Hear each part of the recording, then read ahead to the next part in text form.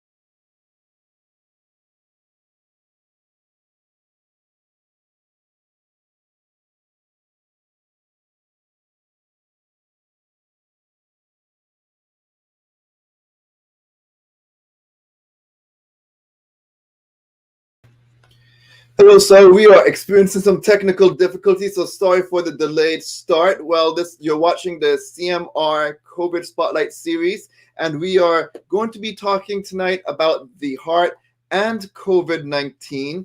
So we're going to bring on our guest now, and we're going to try to play the public health update a little later on once we can get that video reloaded. But I would like to introduce our guest for tonight. We do have Dr. Michael Emery. He is with Cleveland Clinic, and also Dr. Matt Martinez from the Atlantic Health System, and our own from Cayman, from Health City Cayman Islands, Dr. Ravi Kishore. So I'm thinking that we might still be having a little bit of technical difficulties with bringing them up.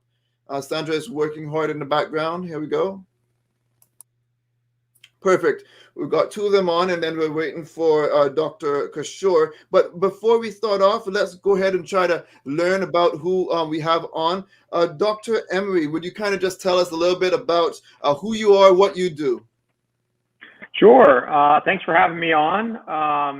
I am a medical cardiologist at the Cleveland Clinic main campus in Cleveland, Ohio. I'm the co-director of the Sports Cardiology Center, which specializes in the care of competitive athletes and highly active individuals. In addition to that, I participate and see patients in our hypertrophic cardiomyopathy center and see general cardiology patients. So my intersection with COVID and the heart is much the same as Dr. Martinez, with a lot of the consternation and controversy regarding myocarditis in athletes and guidelines for return to play. Thank you. And Dr. Martinez, how about you? So I have similar characteristics to Dr. Emery. I am at Atlantic Health System and Morristown Medical Center in Morristown, New Jersey. I'm a clinical cardiologist with imaging background in both echo and cardiac MRI. I run our sports cardiology program, and I'm the co-director of the hypertrophic cardiomyopathy program. And I know Dr. Emery from our time as both prior chairs of the sports and exercise section for the American College of Cardiology. And he and I do a lot of speaking nationally and internationally about athletes and COVID and cardiomyopathies and everything in between. Thanks for having me. I'm excited to be here. Thank you so much. And we're just working on, again, getting Dr. Kishore in. We are still, unfortunately, plagued with a few technical glitches, but we know they're going to get ironed out. But let's go ahead and just press forward with some of the questions we have. I know there's a lot of people out there who might have heart issues and might be either afraid to get the vaccine or want to know some more information, as well as, COVID is something that we're going to definitely have to learn to live with. And so, as physicians, would love to hear some of your thoughts on what's going on. So really appreciate you taking the time to speak to the Cayman Islands audience. And so the first question is, how important is vaccination for people with heart issues? Dr. Martinez, you wanted to start off, and then we could have Dr. Emery follow? Sure. We've come a long way with our understanding of COVID-19, both the virus itself, its complications, and now, of course, with the vaccine. We're in a very different place than we've been before. And what I will say about the vaccine is that I believe it to be safe. I believe at this point we have a good research experience as well as a clinical experience utilizing it in millions of patients, of which I have seen many. There is clearly hesitancy regarding the risk of the vaccine. And what I tell people is that the risks of the vaccine do not outweigh the risk of the virus. And then I'm an advocate. We can get into the details about who might be at risk for those potential complications. But if you're over the age of 40, not only is the risk of the vaccine very low, but the benefits are very high with regards to severity of illness, hospitalization and death, and even transmission of the virus itself. If you've been vaccinated, you're in a much better place. You want to continue on? Dr. Emery? Yeah, so I agree with Dr. Martinez. Clearly the data has shown that those most at risk for complications from this virus are the elderly and those with cardiac issues, in particular congestive heart failure, which unfortunately goes along with a lot of the comorbidities that accumulate as you get elderly. Those are the people that are hospitalized, that are in the ICUs predominantly, that die from COVID-19 related infections. It may not be that it attacks the heart, but you're definitely at higher risk for complications and death.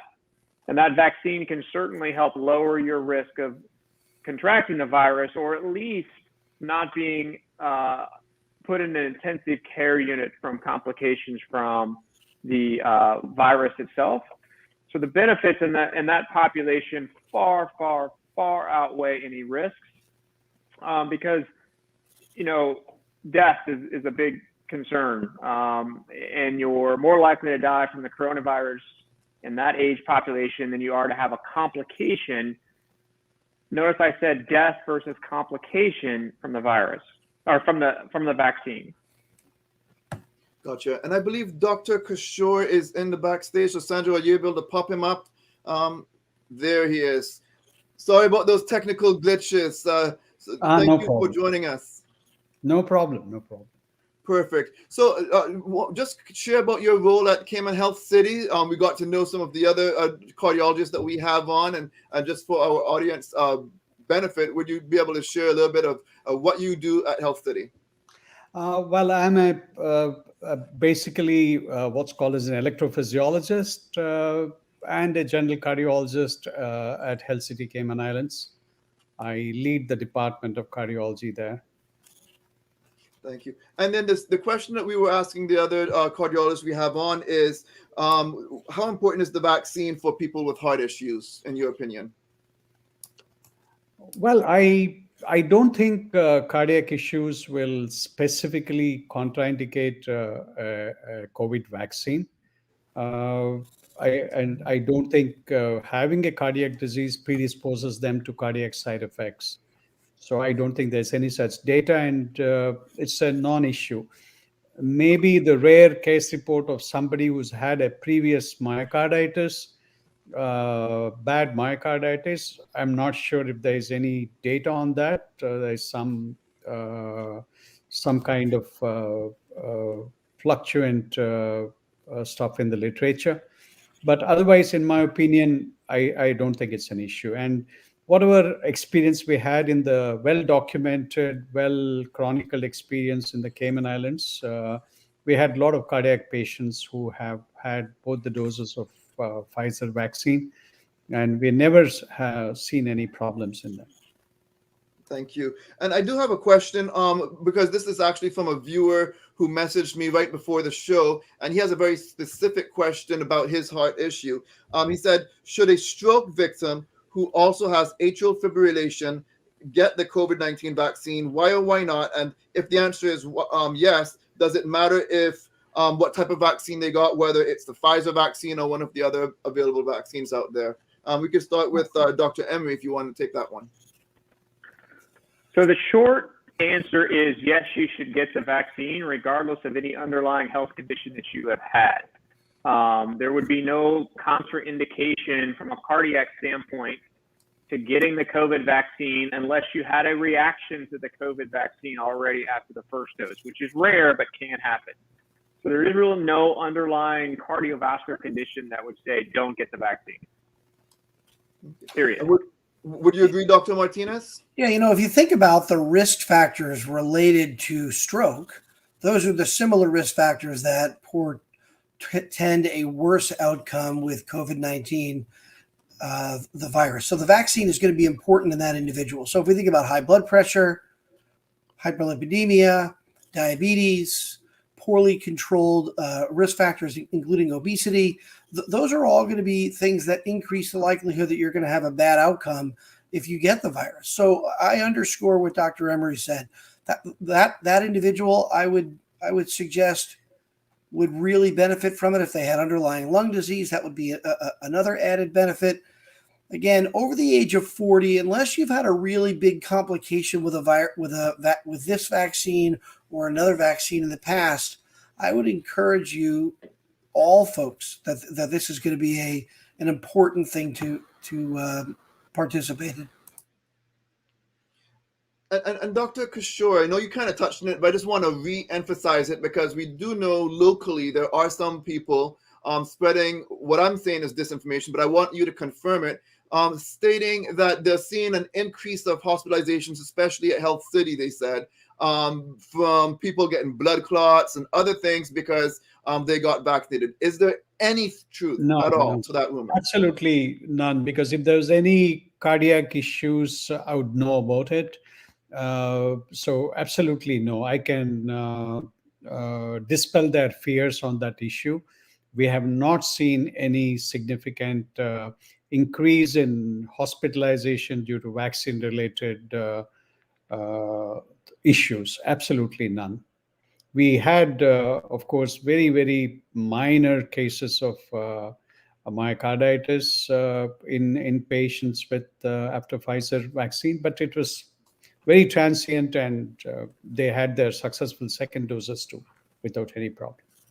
So if you look at the data on that, I think what he said is spot on, right? The risk is really low. It's a bit of a moving target, but it's on the order of 1 or 2 people per 100,000 or more. In fact, recent studies suggest it's 2 or 3 up to 5 with the second dose per million. So compare that to the risk of potential viral complications, depending on who you are. There's some so increasing, compelling data that the risk is really low. And would you concur, Dr. Emery? Yeah, I would concur. We just aren't seeing a rash of complications, true complications from any of the vaccines at this point. There are rare cases reported in the literature. I've personally seen a couple cases of reactions to the vaccine.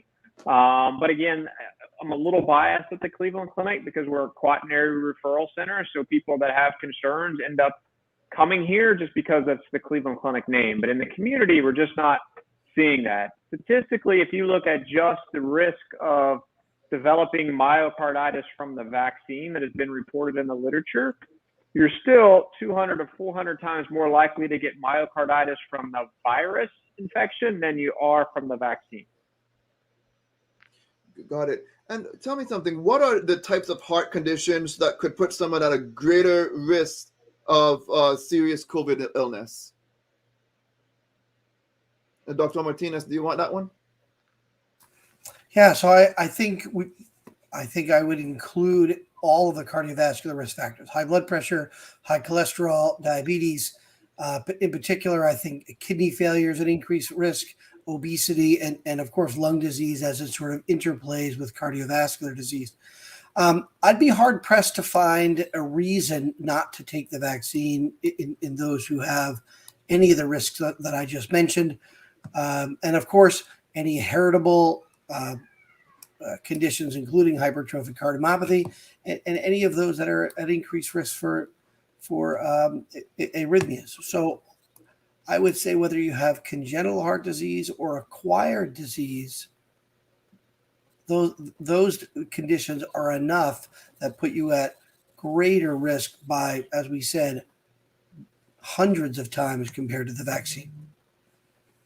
And I know there are, again, people who are saying, and I mean, when I say people too, there's sometimes even local medical people stating that there's an increase in blood clots and other things that are likely linked to the vaccine. As cardiologists and as you see your patients, are you really noticing anything like that at all? At any unusual rates? I'll start off with you, Dr. Emery. No, I'm not seeing those. They aren't heavily reported in the literature.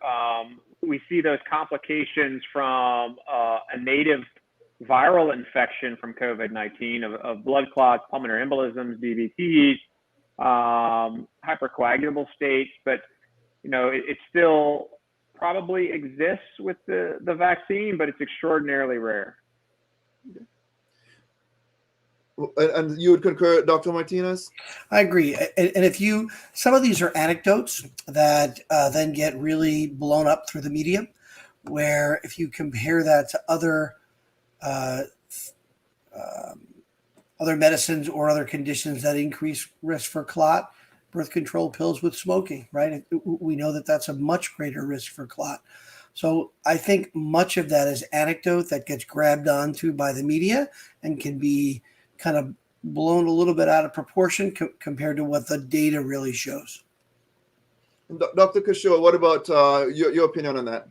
Well, certainly with the mRNA vaccines, there's been a very little clotting issues or hyperthrombotic states reported. There's been some reports with the AstraZeneca vaccine, but again, very, very rare. So what we need to understand is that the whole COVID scenario has been a very rare. And this number of vaccinations in such a short time has never, ever happened in our lifetime. So I guess even the data interpretation has to be in that context. And so everything is blown out of proportion. So the proportion is so small and the people who are benefited are so large. You have to look at it in that context. I mean, it's very obvious in the Cayman Islands when you're seeing with the community transmission, you're very rarely seeing any adults having vaccinated people having this the problem now. And that's a really good point that he made, in that the mass vaccination around the world at a small chunk of time, those very small number of cases are all coming at once. So it looks like if you're only looking from the outside in that there's all these cases, but they're all happening at the same time in this giant pool of everyone getting vaccinated at once. So that then, makes the anecdotes and things bubble up and level of concern easier for people to see, rather than if this vaccination was spread out over 2 years and we only see those few cases spread out more. Yep. And for those who are watching, if you have a question for any of the doctors, if you look at the bottom of your screen, you'll see a URL that you could type into your browser, and you could call into the program and ask your questions directly. But we're going to be taking a look over at some of your questions that are coming into the comments. So Sandra, I'll turn it over to you, and let's have a look at some of the feedback that we're getting from viewers. Okay, wonderful. So good evening, everyone. We have Nona who has a question. She says, when does the efficacy of the Pfizer vaccine wane? I'm almost 50 years old and with no health issues and was vaccinated in February. Is it time for me to get a booster?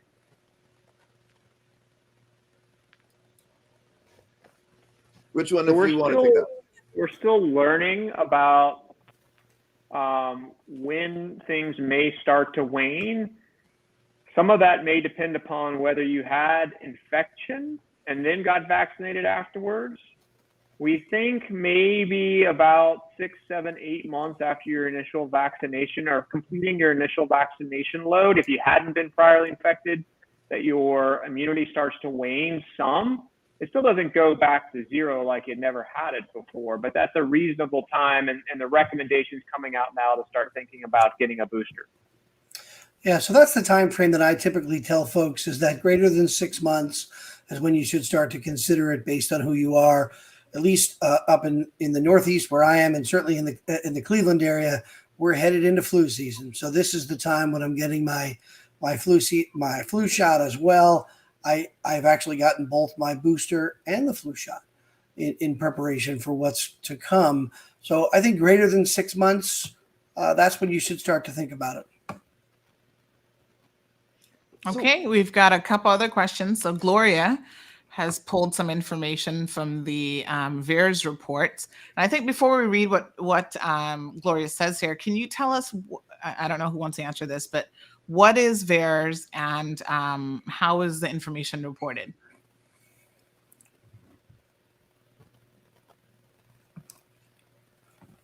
Dr. Martinez, do you want to take that one first? So I'm not sure that I can explicitly explain what VAERS is, but this is a published study that was published earlier in the year that looked at all of the data points and potential risks related to the vaccine. And it's an ongoing study and continues to collect data. And it has definitely shown us a lot about the vaccine. And quite honestly, it's been a lot of the safety data. Want to move on to another question, Sandra? Yeah, so Gloria has posted some information here that says multifactorial analysis, including vaccines. So she's extracted this she gives the VAERS ID, which I have pulled up here on the website. So it just says National Vaccine Information Center from medalerts.org. Now, I don't know if that's the official, because the vaccine adverse reporting system is actually VAERS.hhs.gov. So I can't verify that this VAERS ID that she's reported is the actual one that collects the data. There's also the CDC site. Yeah.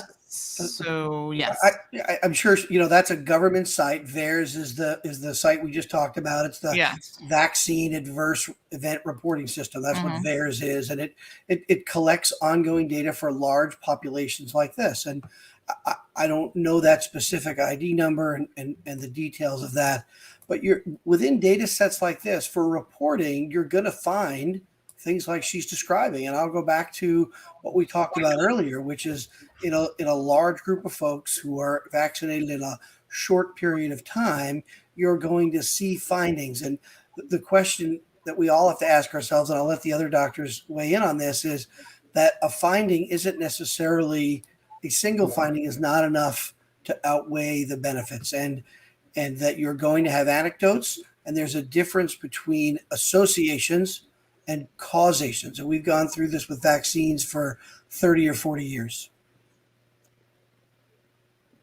And statistics can be made to look any way. You do a multifactorial analysis. It all depends on so many factors, what was used in the analysis. So I wouldn't just look at the final concluding line and take decisions like that. Mm-hmm. All right, we have Tyrone weighing in. So Tyrone says that the vaccine will kill you within 2 years. There's nothing that will stop it. You will die from multiple organ failure. Any of you want to chime in on his opinion? I'm not sure there's much I can say about that. Yes. Agreed. Agreed. Okay. Sandra, what else do we have coming? Danielle has a more serious question. Danielle says, can someone that has antiphospholipid syndrome take the vaccine while on Clexine? I'm not sure if I pronounced those correctly. So I think Clexane is the trade name for low molecular weight heparin. So it sort of is related to whether or not you can take these while on anticoagulants of any kind. I think I would generalize that, and my opinion is that you can. That there shouldn't be any. There may be some site bleeding, just like any other cut when you're on blood thinners. I'm not aware of that being a contraindication. Okay, great. Thank you very much for that.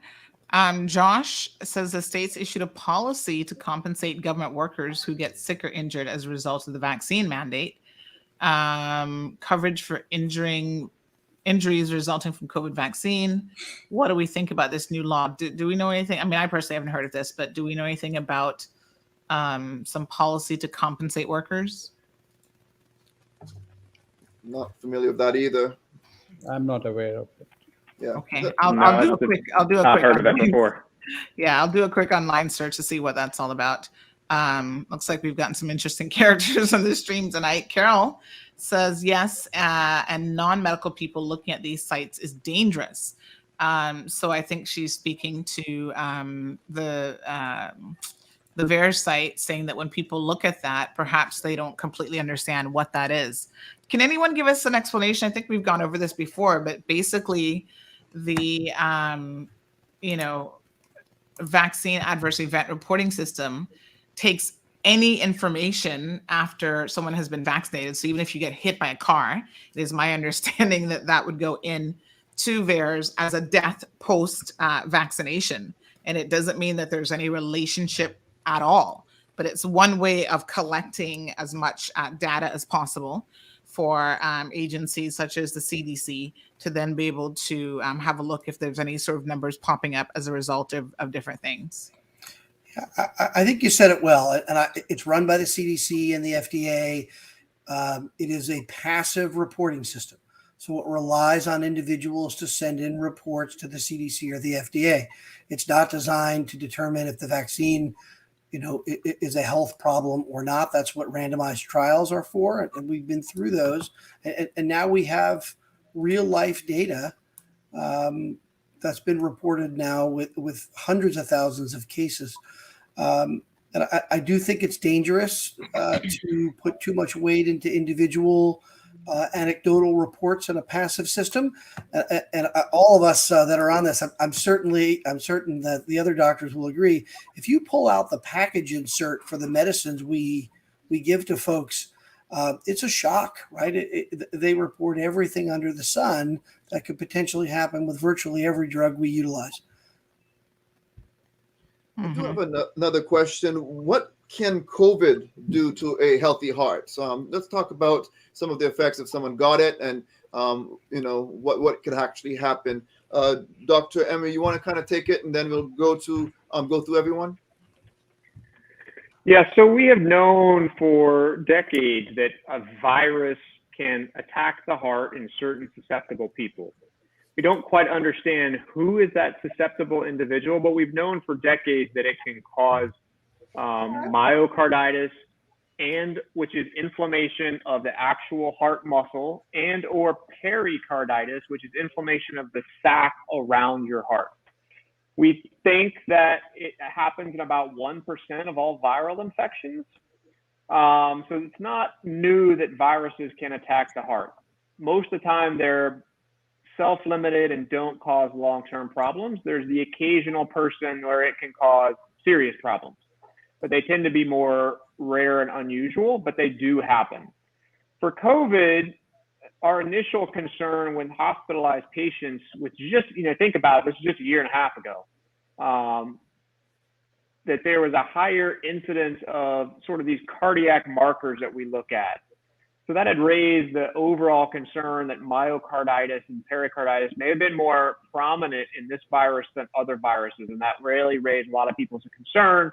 There was this initial study by Putnam in Germany, who published in June or July of last summer, that raised that possibility again. Now, there was a lot of controversy with this Putnam study, and there was actually a big vocal voice, particularly among physicians, that study should have been retracted and not allowed to stay in the literature. But, it was already out there and stays out there. In fact, it's one of the most commonly cited articles in about every literature on COVID-related heart disease that you can imagine.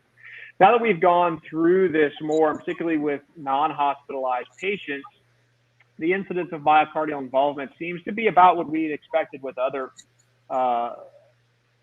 viruses, about 1%, a little less than 1%, depends upon a little bit how you define that, but we're not seeing the major adverse cardiac reactions that we had been scared about in the initial stages of this. We obviously still see it, just like we said before. There's a lot of people contracting this virus in a very short period of time. So the numbers look higher, but in the grand scheme of the number of people getting infected, we're not seeing this mass rash of heart disease and heart failure and sudden deaths related to it. There's a bit of controversy about what's exactly causing then this cardiac involvement. Is it truly myocarditis? Is it has to do with microthrombi in the microvessels of the heart? We're still trying to figure that out with autopsy theories. Dr. Martinez, you want to add any value to that? I agree with everything that was said, and the initial concern of this, and Mike and I were involved in that concern. We were worried about athletes. We were worried about whether or not it was going to be a problem or not. So we decided to systematically review it, which is the publication that we published a few months ago, illustrating the low prevalence. And I think as I stated when we started, we're in a much better place than we were before with data to now help guide us through this. And we can compare it to numbers that folks understand, 1 in a million, 1 in 100,000. Talk about, chances of getting a clot in the 1 to 2 to 300,000 range. So is it really causation, or is it just related to life itself? And I think that, as stated, the benefits of the vaccine greatly outweigh the risk. Dr. Kishore, what about you? Well, as all of us recollect, the very first patient, COVID patient we had was at Health City. He had come in with myocarditis, an Italian cruise passenger. So, that's when, in fact, it was a rare diagnosis at that time, but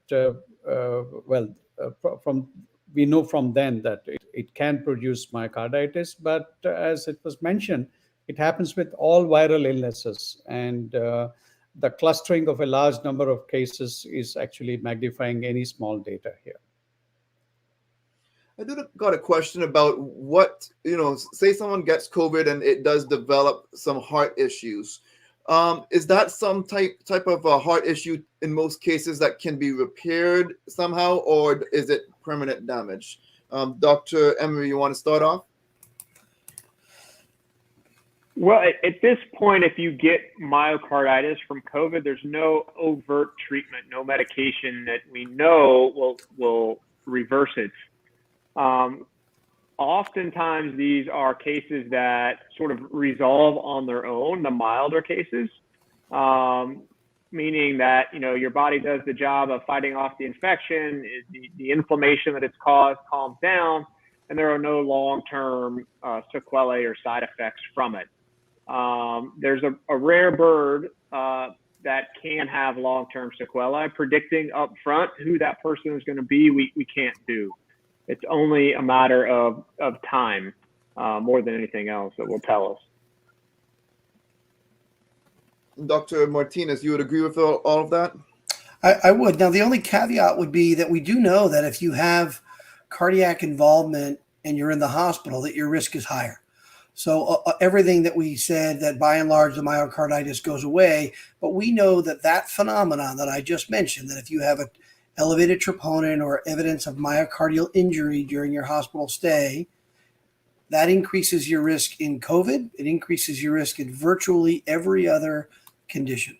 So if you've got a blood clot from some other mechanism, if you've got an injury post-surgery, even if it's minor surgery, if you've got vascular disease or some other a heart attack, the higher the troponin or the damage to the muscle, the higher your risk.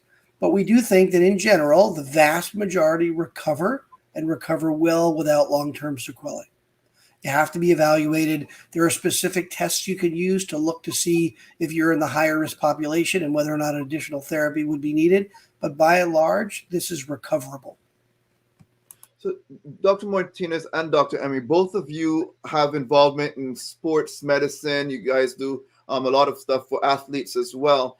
I got a question about, are you seeing any of your patients who are relatively healthy having problems with COVID? And Dr. Martinez, I'll start with you. We are. It's clear that COVID can be, even in the mild condition, the asymptomatic, you happen to contract this because a family member or you're exposed to it, and we find that you have COVID. Or if you have mild symptoms or even moderate non-cardiopulmonary symptoms, the vast majority do very well. But there are folks who have 4 to 6 weeks of prolonged symptoms, and they can be exercise intolerance, prolonged fatigue, sometimes a fast heart rate at rest. Again, the vast majority, even in that group, recover very, very well. And then we're still better understanding the entity that we've known for years and years, right? The post-viral syndrome that comes after a virus of any kind. We're seeing that with COVID-19, and it's often referred to as, quote, long haulers, as well as what's now being referred to as the PASC, or the post-acute sequelae of COVID. That's sort of the new term for this. And that includes conditions like POTS, and I'll let others weigh in on that. But we are definitely seeing it, but it's still probably the exception in my mind compared to the vast majority who recover without an issue. Dr. Emery, what's your experience been like so far? Yeah, it's pretty similar to Dr. Martinez. You know, I've evaluated just tons of athletes post-COVID. A lot of them are mandatory evaluations that the university or their sport league has mandated, and we're just not seeing a lot of cardiac involvement. Yes, there are the rare exceptions to those cases. You know, even Dr. Martinez published a nice study in March of this year out of all the major sporting leagues in the United States, and the incidence was about 0.6%. And I think that was single digits in terms of the total number of gross cases that they had. And all of them recovered. There have been now studies in upwards of about 5,000 published athletes of an incidence rate of a little less than 1% with zero adverse outcomes, even the ones that continue to play through it or return to play afterwards with no adverse outcomes at this point. Obviously, the time frames are still short, but there's been no signal even of harm in those regards. Most of the athletes that I see with concerns of COVID cardiac involvement, we find other reasons for it. Deconditioning playing a major role here because a lot of the athletes are told not to exercise for a prolonged period of time. And, you know, when you're an elite level athlete and you don't work out for 2-3 weeks, you lose some fitness. And you have to take some time to go back to that and realize that, you know, if I took 3 weeks off, I can't hop back in like I never missed a day. I got to take the time to regain that fitness level. And some people are a little anxious to get back, and we have to ease them back in or reassure them that it's not COVID involvement. It's just you're a little bit out of shape compared to what you were when you got the infection, and now we have to build you back up again. Gotcha. Sandra, do we have anything else in the comments that we have not gotten to yet? I do have someone from WhatsApp who was saying that their husband has a major congenital heart defect that puts them at an increased risk of dying from COVID. And when he took his vaccine earlier in the year, he was an immunosuppressant, which gave him about a 20 to 30% protection from the vaccine. So they're wondering, should he be considered sort of a priority group for getting that booster shot? Yeah. Yes. What's the recommendation? Yeah. Mm-hmm. Yeah, I think he's the group in particular that I spend time making sure that we cover this. That if there, he sounds like he's at higher risk. The immunocompromised group can even have a more blunted response to the vaccine. So I think the booster in that group is important. Then we talk about other safe measures, right? Masking, hand washing, some measure of separation from those who might be at risk, and then of course vaccinating family members around them. Those that are in contact with him serve him well by being vaccinated. Mm-hmm. And the reality is most immunocompromised patients were already doing a lot of that anyway. I mean, they know that they're at risk from any infection. So they had already practiced social distancing, staying away from sick people, hand hygiene, and even masking in a lot of cases well before the COVID pandemic in order to lower their risk. Mm-hmm. Okay. All right. I think that's all I've got at the moment, Kev. Gotcha. Well, I do have a question. I'll start with Dr. Kishore. We know, again, there's a lot of parents, and we want to make sure that those who are eligible children would get vaccinated as well. And those parents who might fear the myocarditis link, especially for younger males, what are you telling parents who have that fear? I know we've kind of highlighted it before, but I don't think we could highlight it enough about the benefits. But what would you tell those parents? Well, see, I will be very sympathetic to their concerns, of course, and present them the available data now, which is fairly robust, that the incidence is very low. And if you, even if they are unlucky to be the low percentage who develop the myocarditis, it's self-limiting and never really leads to hospitalizations or problems. So this is the one way we talk to them. But at the end of the day, they're their children, and they will not look at their children as their statistics, but their own kids, right? So this is the data. We have to present it and allow them to take their decision. At the same time, there are some countries which are allowing only a single dose of mRNA vaccine for children. So I guess there is some kind of a different directional advice that's come in the lay press and the regular data.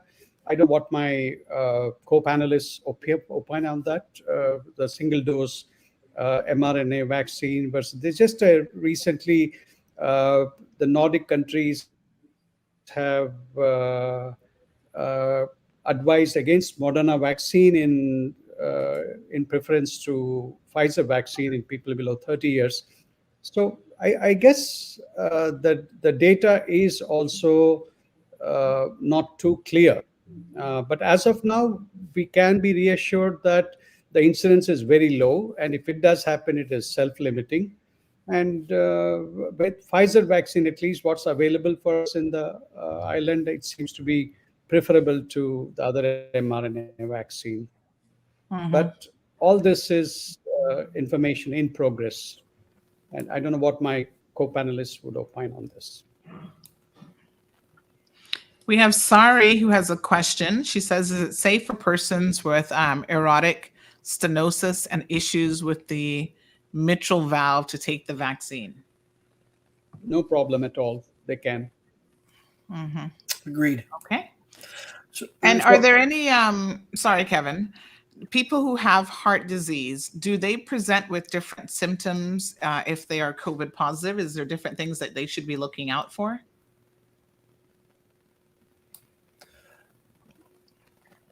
Dr. No, Martinez? I think that it doesn't matter if you have cardiac conditions or not. They may be more profound. They may be more brisk or maybe severe earlier, but the symptoms I don't think vary whether or not you have a cardiac condition or not. Okay.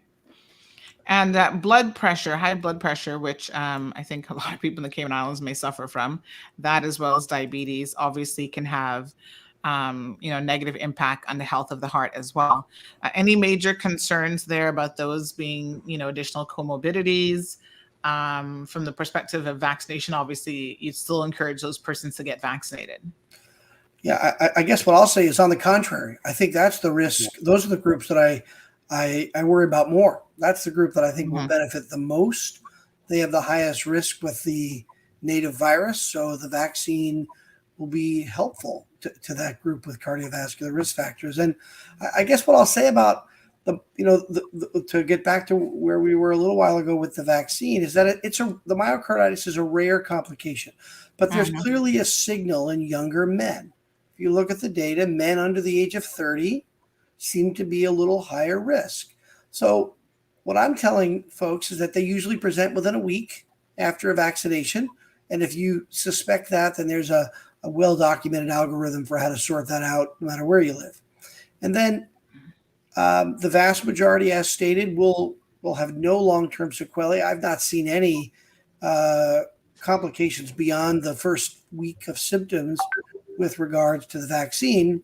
And then I talk to them about this signal, and if they have a family that might be at higher risk, if the individual is at higher risk, if they live in a household where others are at higher risk, that's a group that I still think benefits despite that small increase in signal in those under the age of 30. So I think under the age of 30, the men in particular, that's a conversation where you can really talk about the risks, benefits. But again, over the age of 40, boy, especially if you have cardiovascular risk factors, I'm in full support. We actually had a very interesting case on island where someone said that they believed that they had myocarditis. They wouldn't go to the health experts at Health City, but they were describing some of the symptoms, including what sounded like heart palpitations. So they described it as, they'd be sitting down watching TV and then all of a sudden their heart would start racing. What are the symptoms of myocarditis and why would you want to go, or how is that even confirmed by a physician? Of course, why would you want to make sure that a physician is the one to diagnose that? So unfortunately, the symptoms of myocarditis tend to be somewhat non-specific, meaning that there isn't any one single complaint that's going to clearly say this is myocarditis and it can't be anything else. Right. Palpitations could be myocarditis in the right setting, but palpitations and nothing else probably is unlikely to have been myocarditis. And palpitations is the sensation of feeling your heartbeat.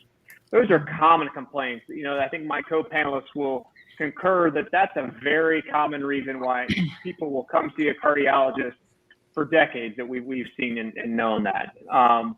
The constellation of things that would start to tip us one way or the other is a preceding viral illness that then is accompanied by chest pains, chest tightness, excessive shortness of breath, fevers, myalgias, exercise intolerance as sort of the baseline. And then the fulminant myocarditis are the ones that often present sort of in like shock into emergency departments. Those are rare, but can happen. So it really takes a clinical level of suspicion in the right setting to suspect myocarditis. And then we start looking at testing. The laboratory studies, these inflammatory markers we can check in the blood start to become abnormal. Do we see abnormal troponins in the blood, which can also be from other things besides myocarditis, but we start to piece that piece of the puzzle together with the history and a prodrome, we call it, of a viral illness. then we can start doing more testing like echocardiography and cardiac MRI if those are available to start to confirm those a little bit more. All right, we do have a few questions that have come in. So Priscilla wants to know, this is very specific, if someone's on life support before, nothing to do with COVID, can they take the vaccine?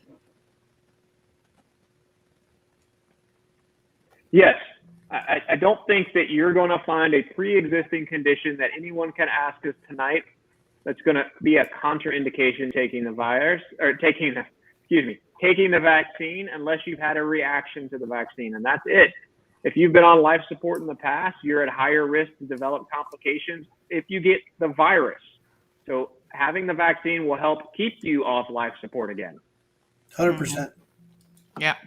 Okay, Lavona says, I think she might mean to say my mom is 72 and was one who didn't want to take the vaccine, and she decided to go. I took her myself, and she has high blood pressure and takes her meds for it. After she took the vaccine, she's now stated that she only has taken her meds 3 times since. Her pressure is doing really good. Is this something that actually helps? Coincidence? Yeah, the vaccine is not going to lower her blood pressure. That would be an added benefit we'd all love to see, but we've not realized that. My guess is there's still some of those medicines in her bloodstream, and they're keeping her under control. She should talk to her doctor, but I would suggest she go back on the meds she was on before. Yes, and I think that this isn't directly related to heart disease per se, but blood pressure medication is one of those things because it is a silent killer. I mean, I've been told this by a physician at Health City that even if you're on like a low dosage of amlodipine or whatever, you're taking your 5 milligrams every single day, it's not something that you want to stop just because you've noticed that your blood pressure is under control. That in fact, it can have a very dangerous side effect of becoming very much out of control, and then the medication is going to be that much more difficult to bring it back under control. So you want to take it as prescribed, in other words. Yeah, it's a really great point. And early on, we were worried about ACE inhibitors, specifically a great blood pressure and heart failure medicine, and its counterpart, angiotensin receptor blockers, or ARBs. And we wondered if they should be stopped in those who get COVID or are sick with COVID. And there's now documentation, good studies that show that that's not the case. So I agree with everything you just said. Don't stop the medicines.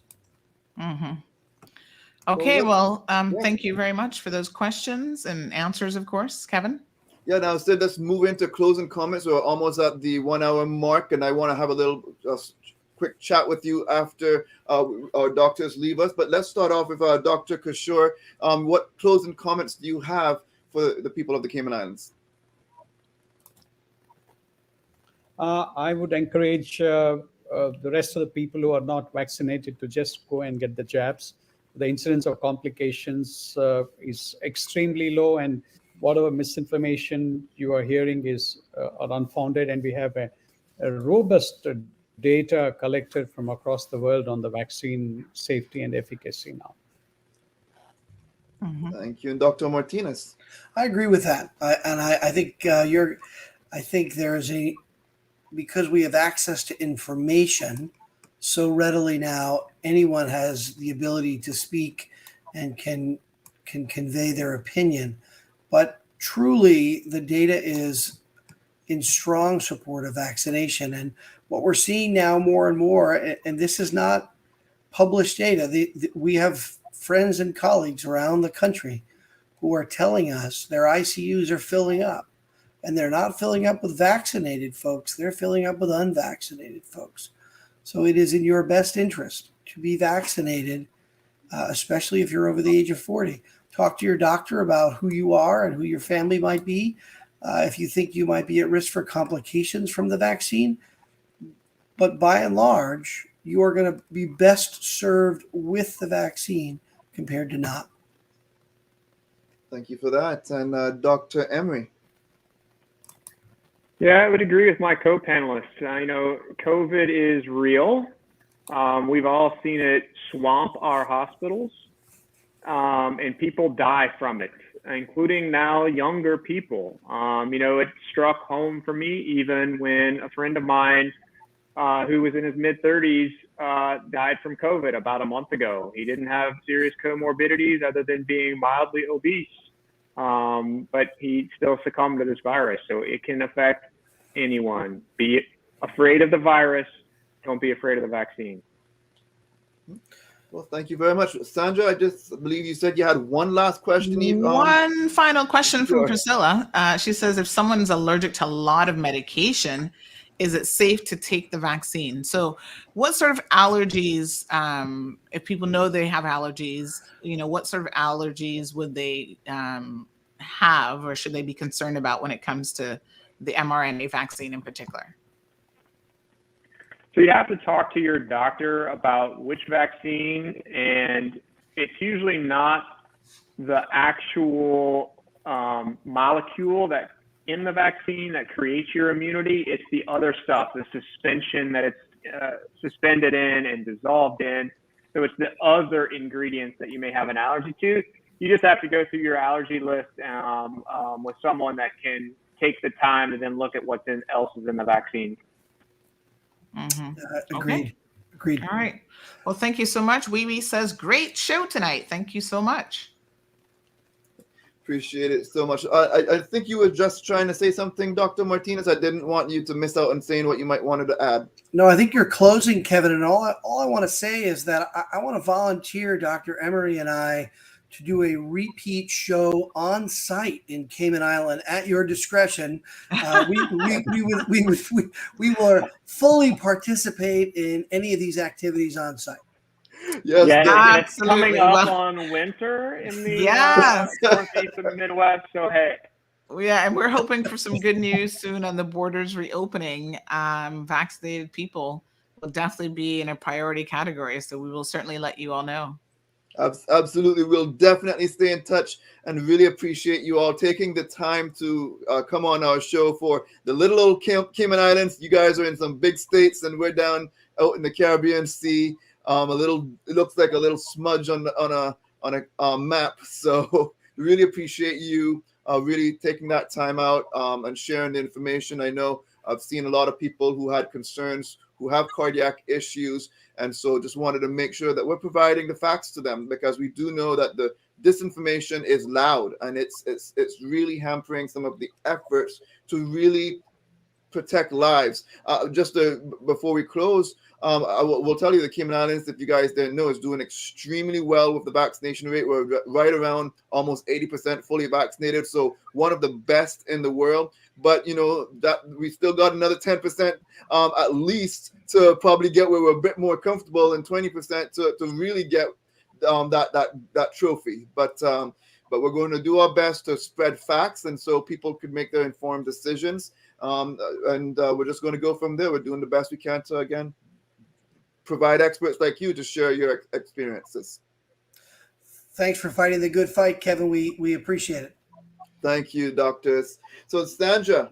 Yes, sir. We can pull up that video now. So thank you again to Dr. Emery, Dr. Ravi, and Dr. Martinez. It's sort of cut off there. It's a very long name.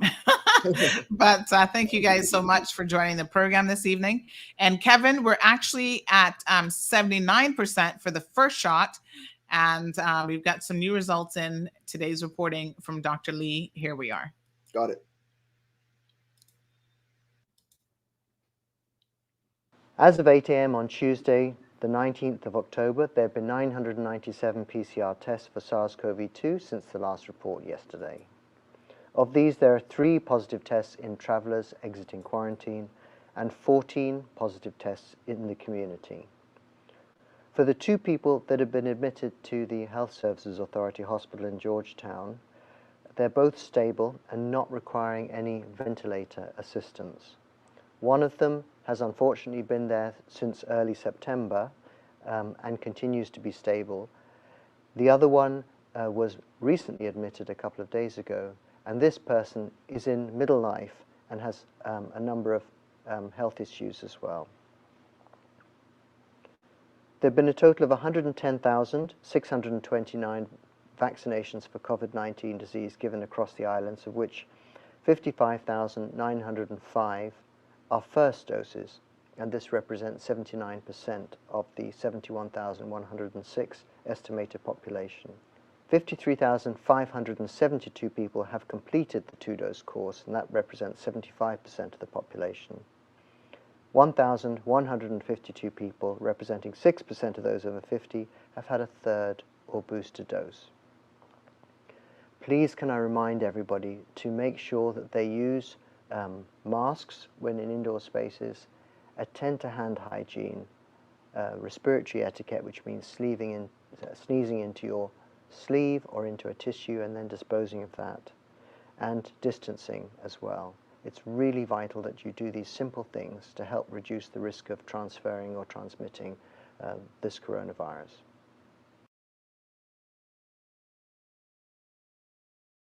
Beginning the 10th of October, residents across the Cayman Islands will be invited to participate in the 2021 census. What is the census? Simply put, the census is a head count of every person living in the Cayman Islands. The population count and data are protected and authorized by the Statistics Act. The information is confidential and cannot be shared with any law enforcement agencies. Your response helps guide business, social, and economic planning for the future of our islands. The 2021 census will inform decisions on how millions of dollars are allocated for roads, schools, hospitals and healthcare clinics, fire, emergency response services, and other programs. Census enumerators will visit your household, ask a few questions like how many people live in your house, including their age and sex. Every person counts, no matter who you are or where you live. So have your say in the 2021 census.